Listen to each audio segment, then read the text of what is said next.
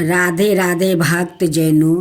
अब आप सुनेंगे सिंह पराक्रम में राजा की खूब सुंदर गाथा।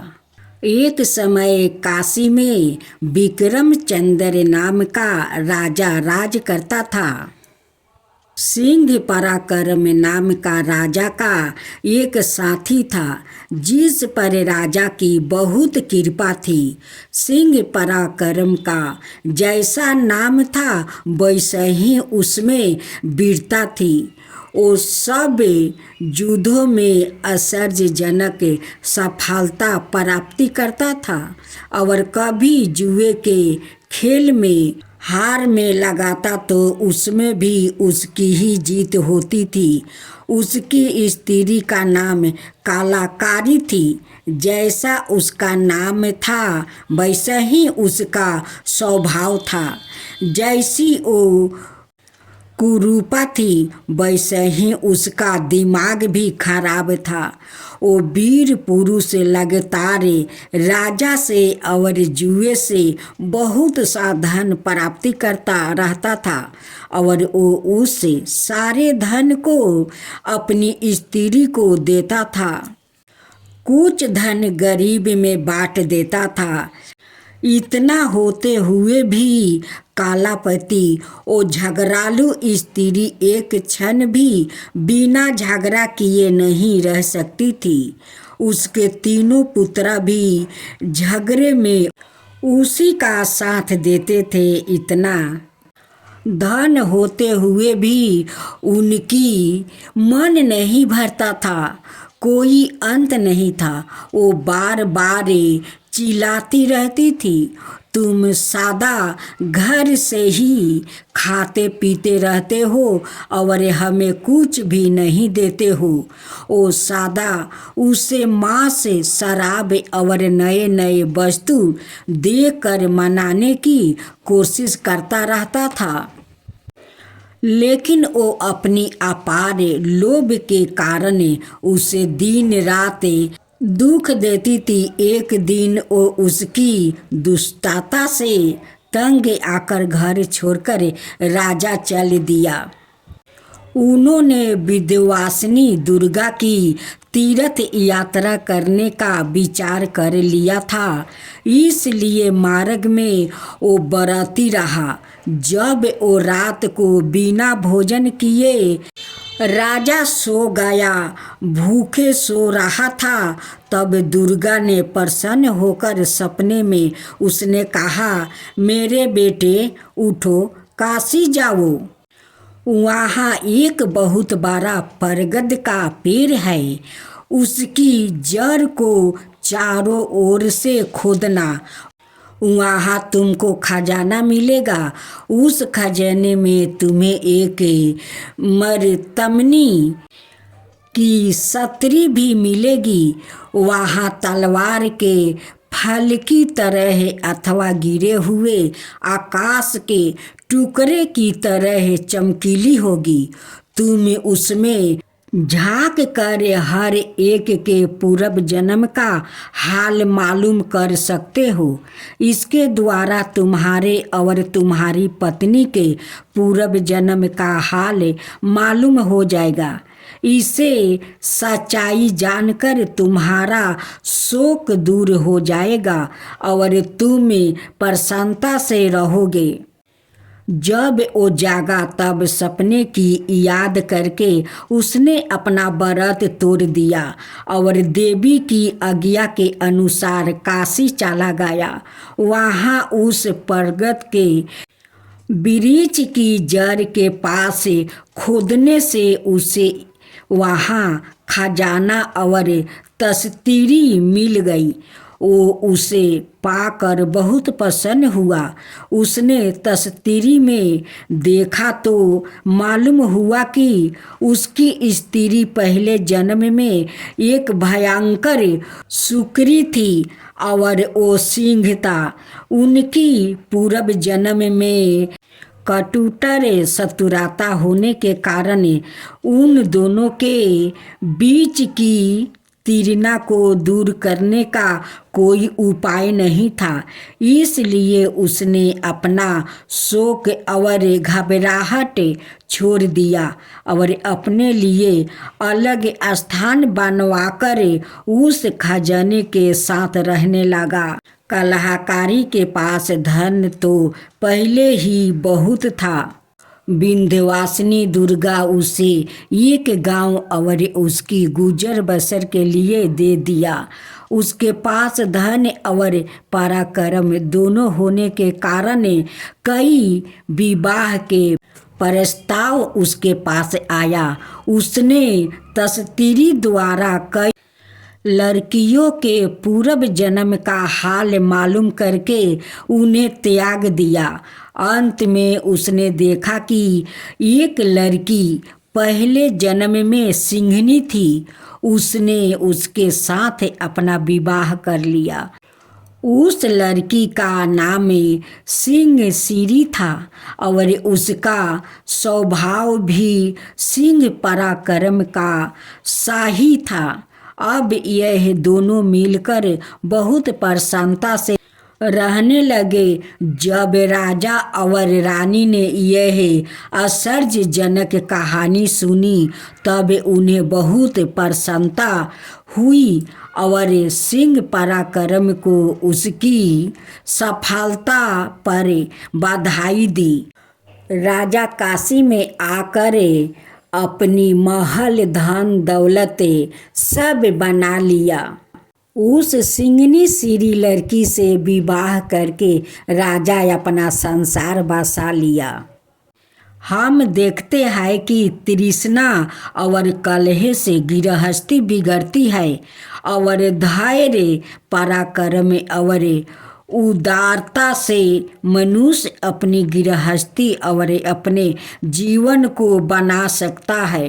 अब सुने एक राजा दानवीर की कथा। प्राचीन काल में नमूची नाम का एक बहुत प्रतापी और महान दानव था। यदि उसके शत्रु भी उससे मांगने आए तो वो उनको भी प्रत्येक वस्तु दान में दे देता था। उसने 10,000 बरस तक धुएं के ऊपर उल्टा लटका कर तपस्या की। इस पर प्रसन्न होकर ब्रह्मा ने उसे वरदान दिया था कि लोहा पत्थर और लकड़ी से उसे कोई हानि नहीं पहुंचाएगी। तब उसने इंद्र को कई बार जीत कर छोड़ दिया। यह देखकर कश्यप ऋषि ने देवताओं और दानवों में संबंधी करा दी। संधि होने पर दोनों ने विचार किया कि मिलकर क्षीर सागर का मंथन किया जाए और उससे रत्न और उत्तम वस्तुओं प्राप्ति की जाए। मंथर पर्वत से समुद्र का मंथन किया गया और उसमें से बहुत सी बहुमूल्य वस्तुओं प्राप्ति हुई। विष्णु ने लक्ष्मी को लिए और दूसरे देवताओं ने भी अपनी चाही हुई वस्तु ले ली। नमूची को ऊंचे सवार घोड़ा मिला।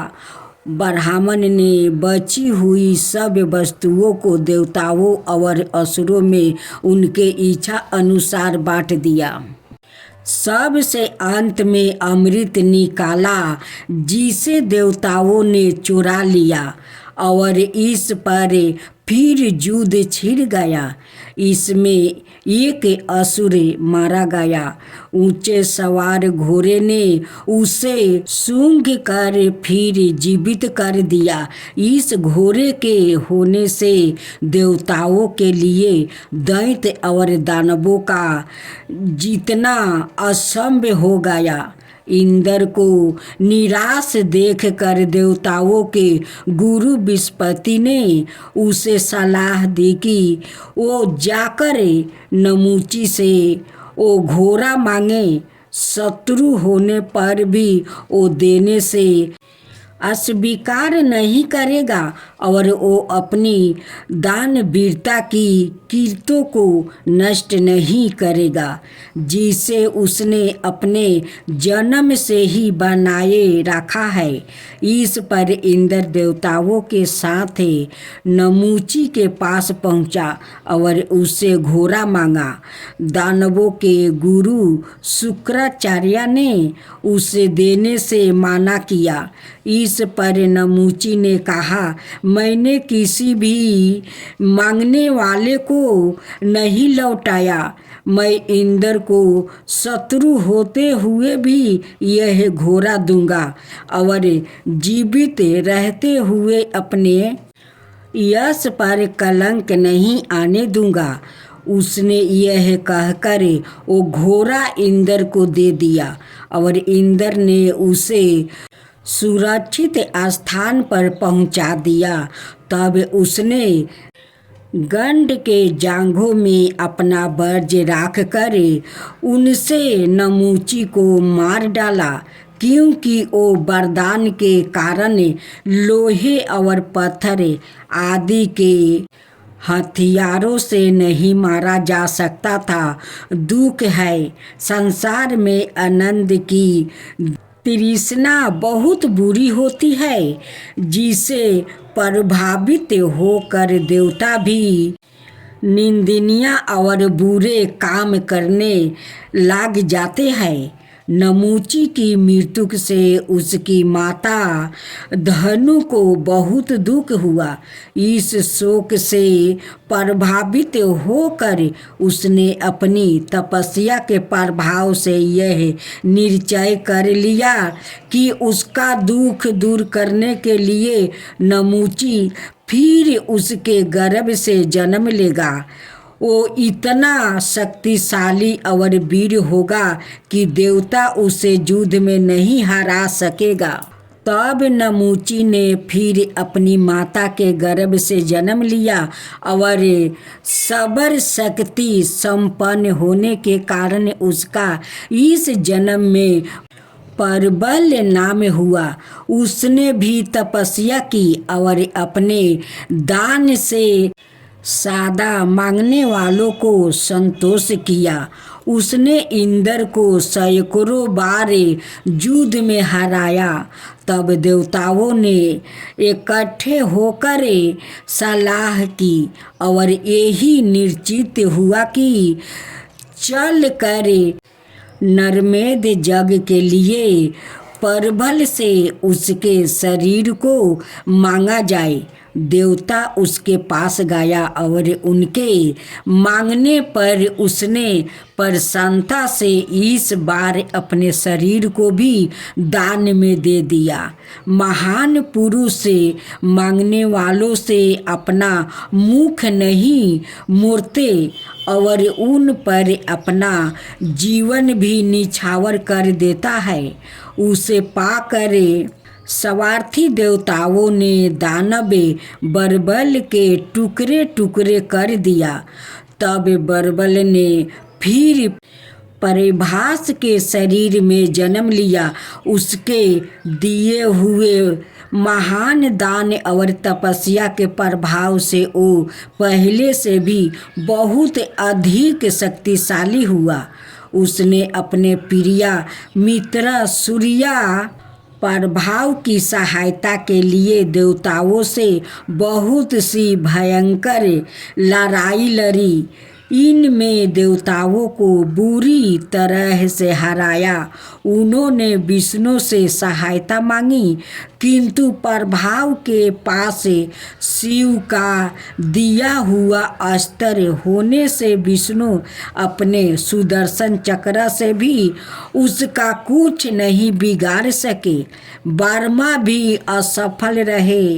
अंत में शिव जी ने अपना निर्णय देकर उनमें संधि कराई और देवताओं और दानवों की एक सम्मिलित सभा हुई। उसमें दनु ने अपनी सखी सिद्धि द्वारा यह कहलवाया, हे देवताओं और राक्षसों, दानों का यह संदेश है, क्या तुमको पहले कभी इतना आनंद हुआ था जितना आज आपस की मित्रता से हो रहा है? अब तुम्हें एक दूसरे से युद्ध नहीं करना चाहिए, क्योंकि इससे जो दुख उत्पन्न होता है वो इसे और भी भयंकर बना देता है। हिरण्यक्ष और दूसरे असुर जो स्वर्ग पर अधिकार करना चाहते हैं अब संसार में नहीं है। इंद्र ही अब सबसे बड़ा है, इसलिए शत्रुता का अब कोई कारण नहीं है। इसे समाप्त करके संसार को सुखी और संपन्न बनाओ। बृहस्पति ने इंद्र की ओर देखते हुए उत्तर दिया, देवता असुरों के विरोध कोई षड्यंत्र नहीं करना चाहते।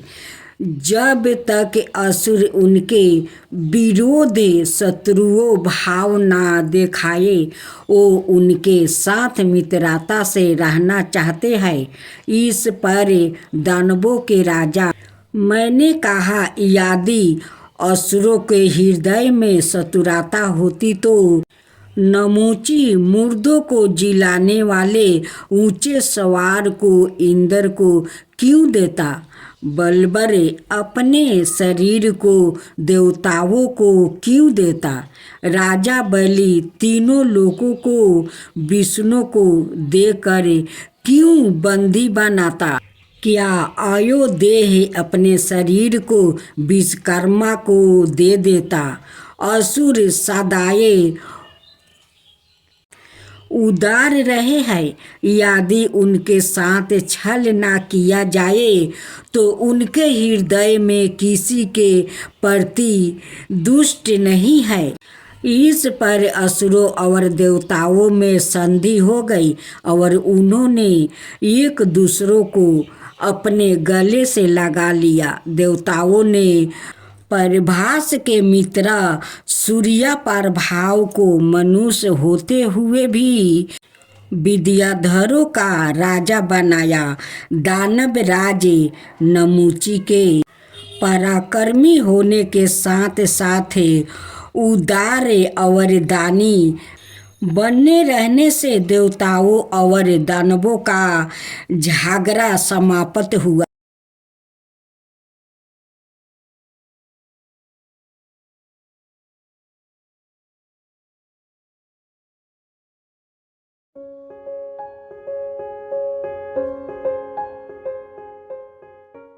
राधे राधे भक्तजनों, अब आप सुनेंगे तपोचतन की कहानी।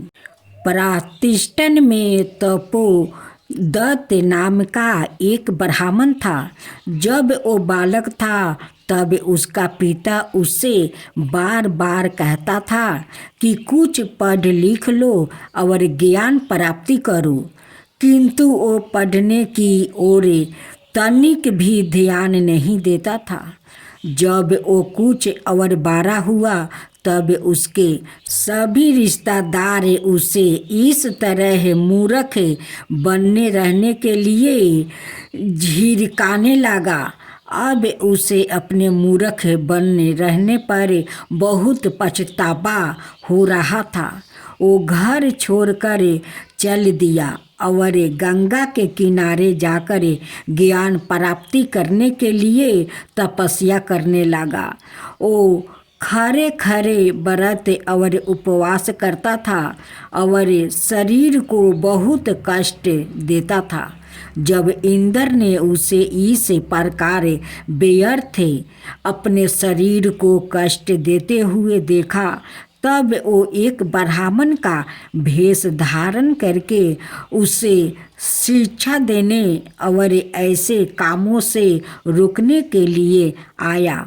वो उसके पास आकर चुपचाप नदी के किनार पर खड़ा हो गया और छोटे छोटे धूल के कण उठाकर नदी के तेज धारों में फेंकने लगा। तपोदत्त बहुत समय तक उसे आश्चर्य से देखता रहा। अंत में उसने अपना मौन तोड़ दिया और उत्साह काता से उसे पूछा, ब्राह्मण, तुम लगातार धूल के कण नदी में क्यों फेंक रहे हो?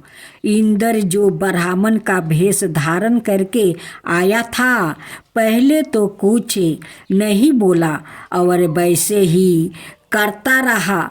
जब तपोदत्त ने हठ पूर्वक बार बार उसे यह प्रश्न किया, तब इंद्र ने उत्तर दिया, मैं गंगा को पार करने के लिए मनुष्य और पशुओं के लिए एक पुल बना रहा हूँ।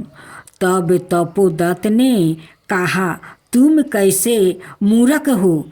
क्या गंगा पर इन धूल के कणों से पुल बन सकता है? इन्हें तो तेज धारा उसी समय बह कर ले जाती है। जब इंद्र ने यह सुना तब उससे कहा, यदि तुम यह सच्चाई जानते हो तो तुम इन बेकार के व्रत उपवास द्वारा बिना विधानों की बात सुनो और बिना सावधान किए क्यों ज्ञान प्राप्ति करने की चेष्टा करते हो? यदि इन तरीकों से ज्ञान मिल जाए करे तो फिर संसार में सभी बिल्कुल पढ़ना लिखना छोड़ दे और कोई तनिक भी अध्ययन नहीं करेगा। जब इंद्र ने तपोदत्त से ऐसा कहा तब वो अपनी मूर्खता के कार्यों पर विचार करने लगा।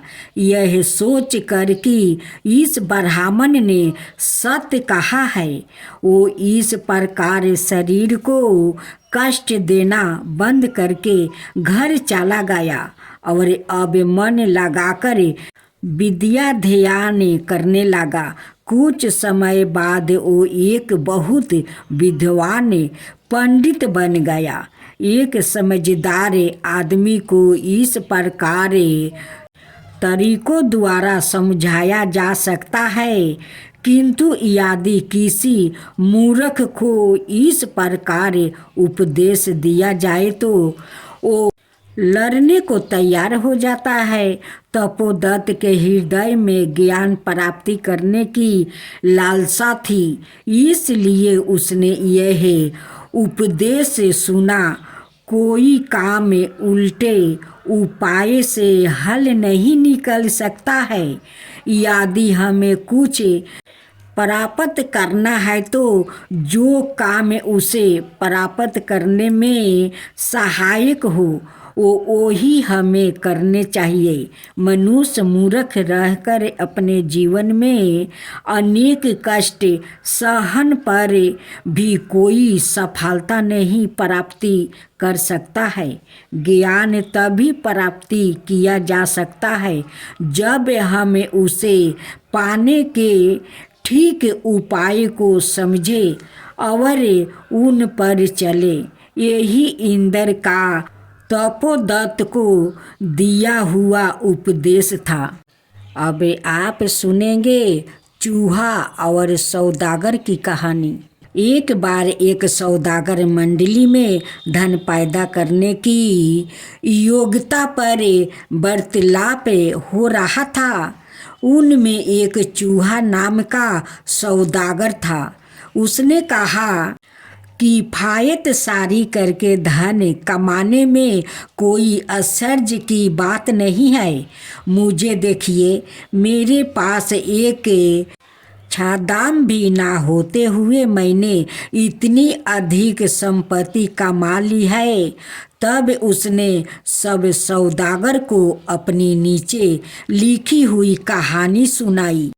मेरे पिता एक बहुत बड़ा व्यापारी था। दुर्भाग्य से मेरे जन्म में पहले ही उनकी मृत्यु हो गई। दृष्ट रिश्तेदारों ने धोखा देकर मेरी माता से सब संपत्ति छीन लिया। मेरी माता गर्भ के बच्चे की रक्षा करने के लिए वहाँ से भाग आई और आकर मेरे पिता के एक मित्र कुम्हार दत्त के पास रहने लगी। वही मेरा जन्म हुआ है। अब मेरी माता को आशा हो गई कि बड़ा होने पर मैं उसके भरण पोषण का भार संभाल लूँगा। वो मेहनत मजदूरी करके किसी प्रकार मेरा पालन पोषण करने लगी। गरीबी के कारण वो मुझे किसी पाठशाला में पढ़ने के लिए नहीं भेज सकती थी। उसने बहुत मिन्नती करके एक अध्यापक को दान के तौर पर मुझे लिखना पढ़ना और हिसाब सिखाने के लिए तैयार कर लिया। इस प्रकार मैंने कुछ काम चलाऊ विद्या प्राप्ति की। जब मैं 12 हुआ तब मेरी माता ने मुझसे कहा, तुम एक सौदागर के लड़के हो, व्यापार करो। तुम विशालिक नाम के व्यापारी के पास जाओ। वो अच्छे व्यापारियों के निर्धनों को रुपया उधार दे दिया करता है। उसमें कुछ धन उधार लाकर कोई धंधा चालू कर दो। मैं अपनी माता के आज्ञा अनुसार उसके घर गया। जैसे मैं उसके पास पहुंचा, वो एक व्यापारी के लड़के से गुस्सा में भरकर कह रहा था, तुम जमीन पर पारा हुआ यह मेरा चूहा देखते हो? यह भी सौदे की एक चीज है।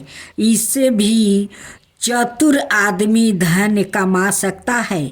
मैंने तुमको बहुत सा धन दिया था, उसको बढ़ाना तो दूर रहा, तुम मूल की भी रक्षा नहीं कर सके और तुमने सारा धन नष्ट कर दिया। तुम बिल्कुल निकम्मे आदमी हो। जब मैंने उसे ऐसा कहते हुए सुना तब मैंने उससे कहा, मैं यह चूहा आपसे एक धन की तरह उधार ले जा रहा हूँ। यह कहकर मैंने मेरा चूहा हाथ में उठा लिया और विशालिखों को इसकी रसीद दे दी। विशालिखन ने वो रसीद आदमी तिजोरी में रख दिया। मैं वहाँ से वापस चल दिया। मैंने सुना कि वो व्यापारी मेरे इस काम पर हंस रहा है। मैंने वहाँ से आकर उस चूहे को एक व्यापारी की बिल्ली के लिए 2 मुट्ठी चने के बदले में दे दिया।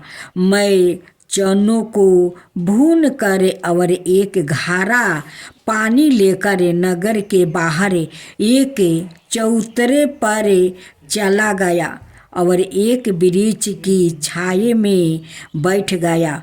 उधर से लकड़हारों का एक झुंड आ रहा था। मैंने बड़ी नर्मता से उन्हें चने दिया और पानी पिलाया। इसके बदले में खुश होकर हर एक लकड़हारों ने 2-2 लकड़ियाँ मुझे दी। मैंने उस लकड़ियों को बाजार में बेच दिया और फिर कुछ चने मोल ले लिया। मैंने चौतरे पर जाकर वही कार्य किया और मुझे फिर लकड़ियाँ मिल गई। कुछ दिन तक रोज ऐसा करके और उन लकड़ियों को बेचकर मैंने कुछ धन कमा लिया। इसके बाद 3 दिन तक उस धन से उनकी तमाम लकड़ी खरीदता रहा और उसे जमा करता रहा। इधर संयोग से अचानक वर्षा हो गई और शहर में लकड़ी की कमी हो गई। इससे मेरी लकड़ी खूब महंगी बिकी। मैंने उसे धन से एक छोटी सी दुकान खोल लिया और धीरे धीरे अपने कमाए हुए धन से अपना कारोबार को बढ़ाता रहा। इस प्रकार अपनी चतुराई और सूझबूझ से नगर का एक बहुत धनी व्यापार बन गया। अब मैंने सोचा कि मुझे इस व्यापारी का ऋण चुकाना चाहिए। मैंने सोने का एक उतना ही बड़ा चूहा बनवाया और अपना आभार प्रकट करते हुए मैंने जाकर वो चूहा विशालिखों को दिया। वो मेरी इस सफलता से इतना प्रभावित हुआ और प्रसन्न हुआ कि उसने अपनी पुत्री का विवाह मेरे साथ कर दिया। इसी घटना के कारण मैं संसार में आज चूहा नाम से प्रसिद्ध हूँ। देखिए, मेरे पास कुछ भी ना होते हुए एक चूहे से मैंने यह अतुल संपत्ति पैदा की है। यह कहानी सुनकर दूसरे व्यापारियों को बहुत आश्चर्य हुआ।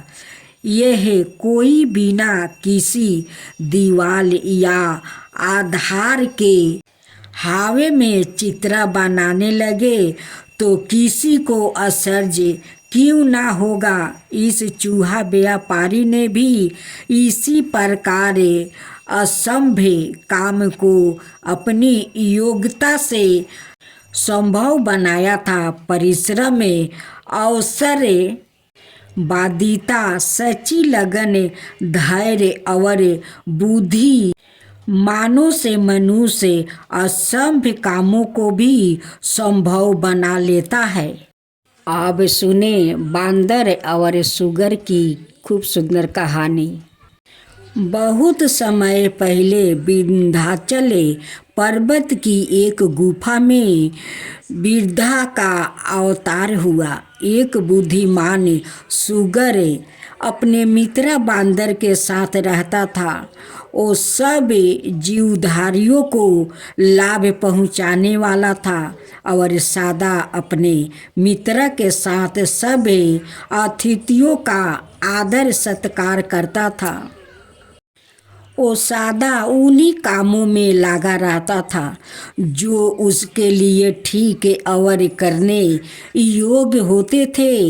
एक समय ऐसा हुआ कि 5 दिन तक जोर की आंधी और वर्षा चालू रही।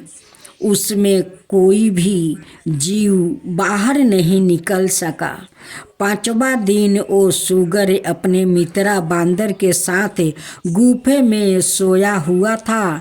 उस समय एक शेर अपनी शेरनी और बच्चे के साथ गुफा के दरवाजे पर आया। वहाँ ठहर कर शेर कहने लगा, इतने लंबे समय तक बुरा मौसम रहने के कारण हमें कोई भी पशु खाने को नहीं मिला। अब भूख से हमारी मृत्यु हो जाएगी। शेरनी बोली, अब भूख से हम सब शीघ्र मर जाएंगे। इसलिए यह अच्छा है कि तुम दोनों मुझे मार कर खा लो और अपनी जान बचा लो। तुम मेरे स्वामी हो और बच्चा मेरा जीवन है। तुमको आसानी से मेरे सामने दूसरी शेरनी मिल जाएगी। इसलिए तुम मुझे पकड़ कर खा लो और अपनी रक्षा करो।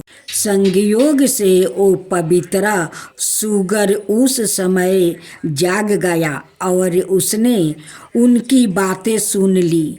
वो प्रसन्न होकर अपने मन में सोचने लगा, ऐसी रात, ऐसी आंधी और ऐसे मेहमानों का मिलना यह सब मेरे पूर्व जन्म के किए हुए पुण्य का फल है।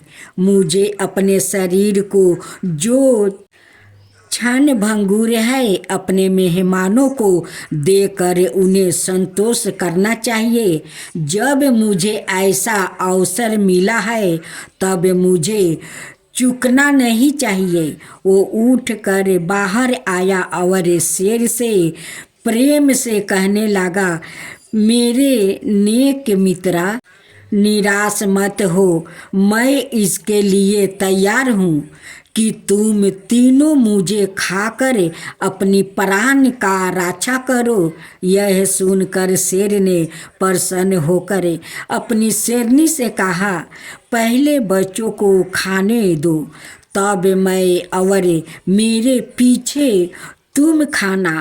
पहले बच्चे ने थोड़ा सा मांस खा लिया, फिर शेर खाने लगा। जब वो खा रहा था, पवित्रा सुगर ने कहा, पहले मेरे खून को जल्दी पी लो, यह जमीन में गिर कर उसमें समाया जा रहा है। तब मांस खाकर अपनी भूख मिटाओ और बचाओ। शेरनी को खाने दो। शेर बहुत भूखा था, सब मांस खा गया, केवल हड्डियां ही शेष बची थी। अब भी धर्मात्मा सुगर अपने पुण्य के प्रभाव से यह देखने को कि उसके साहसपूर्ण कार्य का क्या फल निकलता है, मारा नहीं था। इसी समय शेरनी भूख से तड़प कर वही गुफा के सामने मर गई। शेर बच्चे के साथ वहाँ से चला गया। जब रात्रि समाप्त हुई तब उसका मित्र बांदर जागा और जाग कर बाहर आया। उसने बाहर आकर अपने मित्र को ऐसी बुरी दशा में पारा देखा तो उत्तेजित होकर चिल्लाने लगा, तुम्हारी यह दशा किसने की है? हे मित्र, बता सकते हो तो बताओ। तब उस वीर सुगर ने रात का सब खिस्सा बतलाया। बंदर उसके पैरों पर गिर पड़ा और आंखों में आंसू भर कर कहने लगा, तुम सवाए किसी देवता के अवतार हो, जिसे पशु स्वभाव से तुमने अपने को बचा रखा है। मुझे तुम्हारी कोई इच्छा हो तो बतलाओ, मैं उसे पूरी करने की कोशिश करूँगा। सुगर ने उत्तर दिया, मेरी एक ही इच्छा है, जिसे पूरी करना विधाता के लिए भी कठिन है। मैं चाहता हूँ कि मेरा शरीर पहले जैसा हो जाए और यह अभागिन शेरनी जो भूख के कारण मरी पड़ी है, जीवित होकर और मुझे खाकर अपनी भूख मिटाए। सुगर के यह कहते ही धर्मदेव वहाँ साक्षात प्रकट हो गए। उन्होंने उसके शरीर को थपथपाया, जिससे वो सुगर के रूप को छोड़कर एक देव तुलिया महात्मा के रूप में बदल गया। तब धर्मदेव ने उसे कहा, मैंने तुम्हारी परीक्षा लेने के लिए शेर शेरनी और बच्चे का रूप धारण किया है। यह सब माया जाल मेरा ही फैलाया हुआ है, क्योंकि मैं तुम्हें जीतना चाहता था। तुम तन मन से अपने सभी जीवों के लाभ में लगे हुए हो और नेक की साक्षात अवतार हो। तुमने अपने जीवन को दूसरों के लिए देकर मेरे ऊपर विजय पा ली है। मैं तुम्हें सब ऋषि मुनियों का प्रधान बनाता हूँ। तुमने अपने त्याग से इस पद को पाया है, इसे स्वीकार करो। इस पर सुगर जो एक पवित्रा महात्मा के रूप में था, बोला, पवित्रा देव, मैं इस महान पद को पाकर भी प्रसन्न नहीं हूँ, क्योंकि मेरे मित्रा बांदर को पशु प्रकृति से छुटकारा नहीं मिला। यह सुनकर धर्मदेव बांदर को भी महात्मा के रूप में बदल दिया। सच है, महान से संबंध जुड़ने से उसका फल भी महान होता है। तब धर्मदेव और मृत्युक शेरनी दोनों दृष्टि से उलझन हो गया। संसार में परलोक से बढ़कर और कोई दूसरा धर्म नहीं है।